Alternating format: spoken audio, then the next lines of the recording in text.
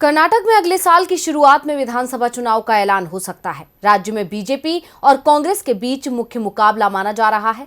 कई सीटों पर जेडीएस भी मुख्य मुकाबले में दिखाई दे रही है, लेकिन जिस तरह से राज्य में सरकार के कामकाज पर सवाल उठ रहे हैं, उसके बाद बीजेपी की मुश्किल बढ़ती दिख रही है। इसका खुलासा बसवराज बोम्मई सरकार में शामिल एक मंत्री के बयान से भी लगने लगे हैं। तो क्या है वो बयान जिससे मुश्किल में दिख रही है बीजेपी? देखिए ये रिपोर्ट। कर्नाटक विधानसभा चुनाव में 7-8 महीने का ही समय बचा है और चुनाव से पहले बीजेपी की परेशानी बढ़ती दिख रही है। सरकार में शामिल मंत्री ही दावा कर रहे हैं कि सरकार सही तरीके से नहीं चल रही है। इस बीच कर्नाटक के कानून मंत्री जेसी मधुस्वामी का एक ऑडियो क्लिप वायरल हो रहा है, जिसमें मधुस्वामी दावा कर रहे हैं कि कर्नाटक में हम लोग सरकार चला नहीं रहे हैं बल्कि मैनेज कर रहे हैं। साफ है, मंत्री का इशारा पार्टी के अंदर विधायक के दबाव की ओर है, जिन्हें मंत्री नहीं बनाया गया है। मंत्री पद से चूके विधायक अपनी ही सरकार की कमियां गिनाने में इस समय सबसे आगे दिखाई दे रहे हैं।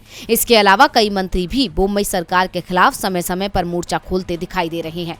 बोम्मई सरकार को उन्हें मैनेज करने में अपनी पूरी ताकत लगानी पड़ रही है। कानून मंत्री की ऑडियो क्लिप वायरल हुई तो इसे लेकर सीएम बसवराज से भी सवाल पूछ लिया गया, तो उन्होंने कहा कि कानून मंत्री की टिप्पणी ऑथेंटिक है, लेकिन इसे गलत संदर्भ में लिया गया है। उन्होंने कानून मंत्री का बचाव भी किया। साफ है, बसवराज के पास भी इसका कोई जवाब नहीं है। दरअसल कर्नाटक में बीजेपी किसके नेतृत्व में चुनाव लड़ेगी, इसे लेकर पार्टी के अंदर ही सवाल उठ रहे हैं। दावा किया जा रहा है कि बीजेपी चुनाव से पहले सीएम बदल भी सकती है। पार्टी के नेता अपनी ही सरकार से खुश नहीं है। हालांकि पार्टी का एक गुट बसवराज के नेतृत्व में ही चुनाव लड़ने का दावा कर रहा है। कुछ दिनों पहले गृह मंत्री अमित शाह भी अचानक कर्नाटक के दौरे पर पहुंचे थे। इसके बाद ऐसा अनुमान लगाया जाने लगा था कि बोम्मई की सीएम पद से विदाई हो सकती है। डीवी लाइव की रिपोर्ट।